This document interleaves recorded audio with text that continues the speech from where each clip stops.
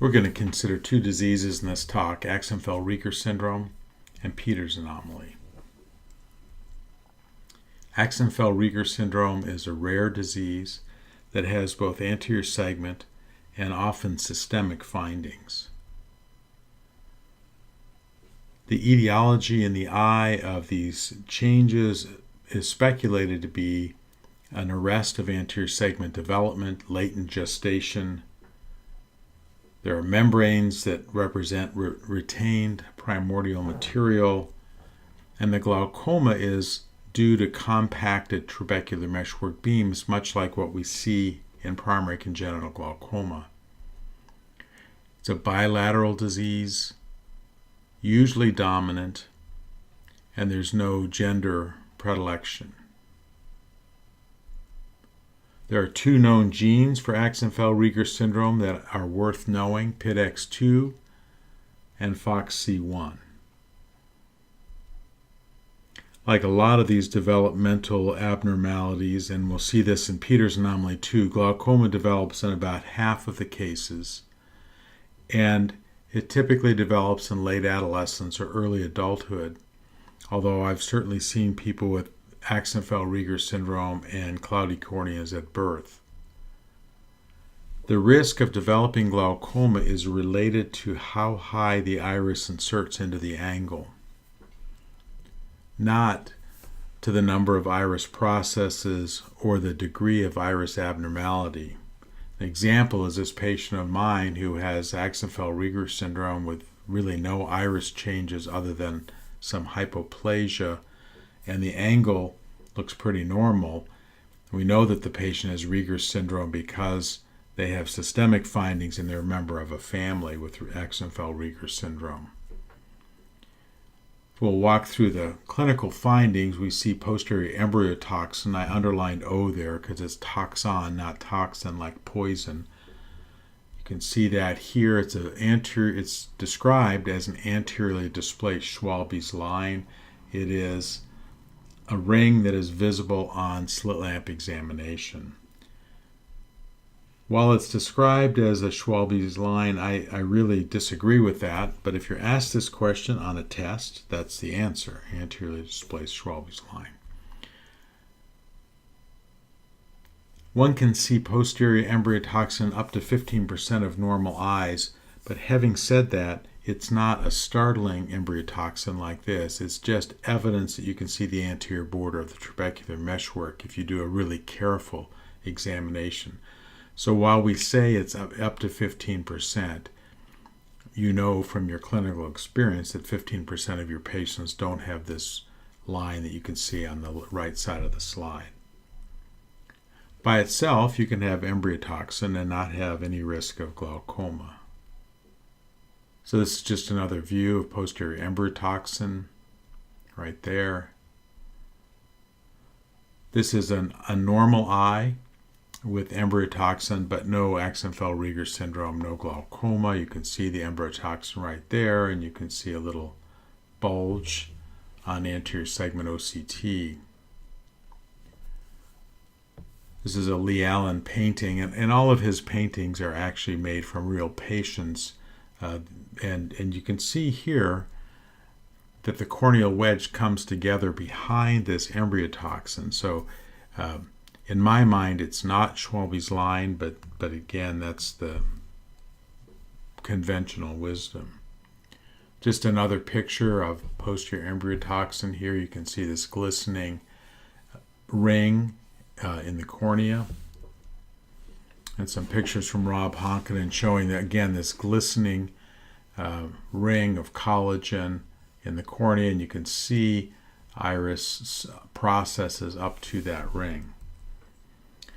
This is a patient who has a broken embryotoxin, so it has broken free into the anterior chamber. You can see the end of it there that's still attached. So sometimes these are really very, very central or quite a ways from the limbus, and they can break. This is the gonio view of the same patient, and here's that broken posterior embryotoxin.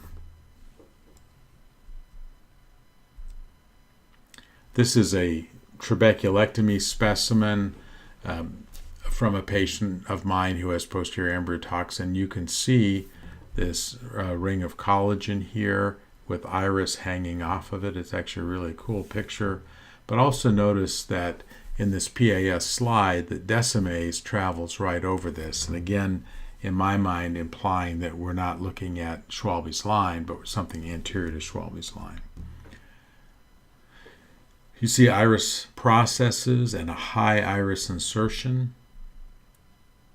Again, this is, you can see the corneal wedge coming together behind that ring. And this is a patient with lots and lots of iris processes. Just another view of a photographic view of a similar patient. This is a young patient of mine who's in her teens, had surgery when she was a baby. You can see she has iris hypoplasia. And just a really interesting gonioscopy exam. It really marked greater circle of the iris. You can see her posterior embryotoxin here, lots of iris processes.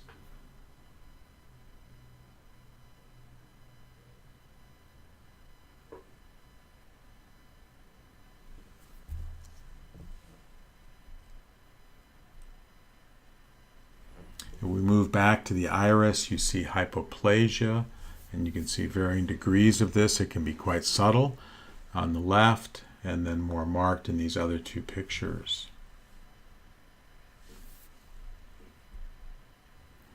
One can get chorectopia, and often that seems to be directed at accumulations of this primordial material in the angle. Two more examples of chorectopia, and you really get the sense that there's material here that's pulling on that pupil.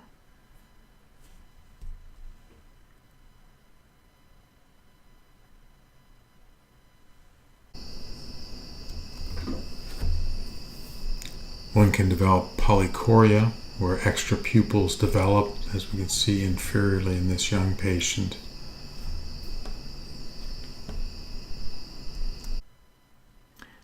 Iris changes usually seem to be stationary, but there have been reports of progressive iris changes.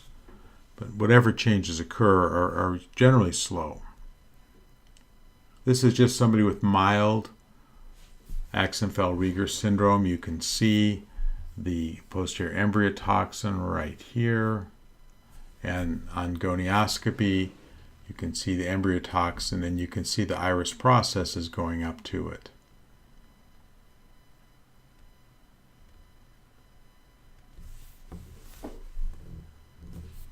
Really striking embryotoxin there.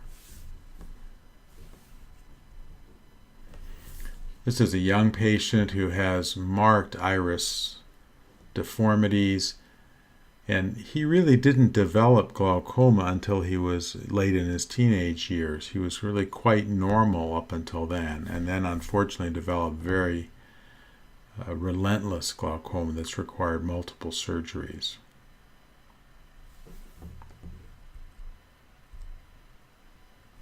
There are systemic features.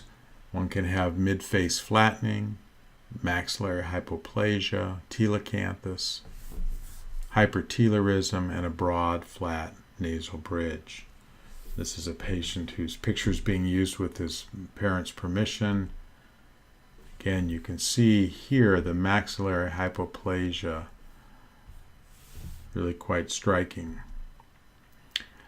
Often dental abnormalities, hypodontia, meaning too few teeth, and microdontia, meaning the teeth are small. You really have to ask, because most adults who had teeth that were so abnormal would have had dental work done and might be wearing dentures.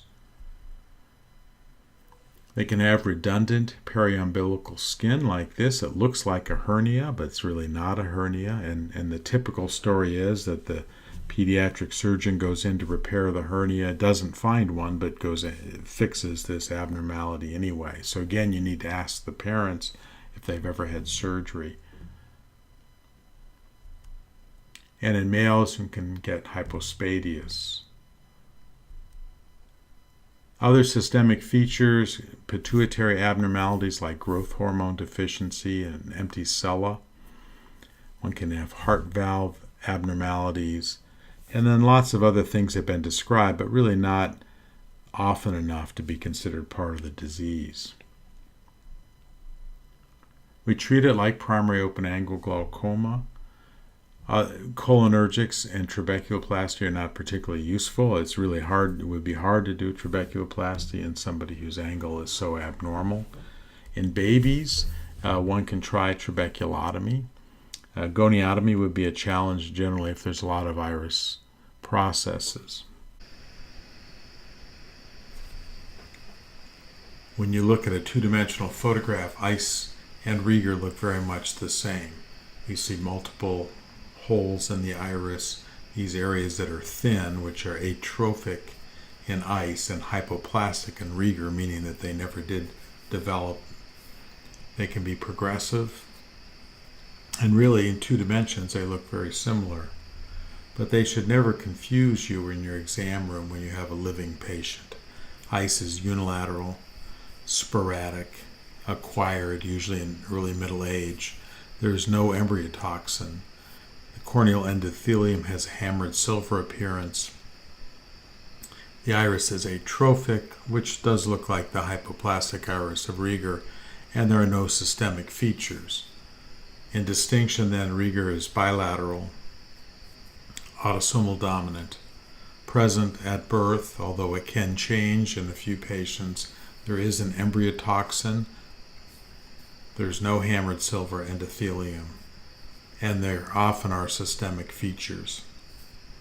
So while a two-dimensional image might confuse one, a patient in your exam room should not. I prefer calling the whole thing Axenfeld-Rieger Syndrome. There are people who split it into Axenfeld anomaly, Axenfeld syndrome, Rieger anomaly, Rieger syndrome, but I think these terms are confusing. Axenfeld syndrome is Axenfeld anomaly with high pressure, whereas Rieger syndrome is Rieger anomaly with systemic features. So I would just call the whole thing Axenfeld-Rieger syndrome.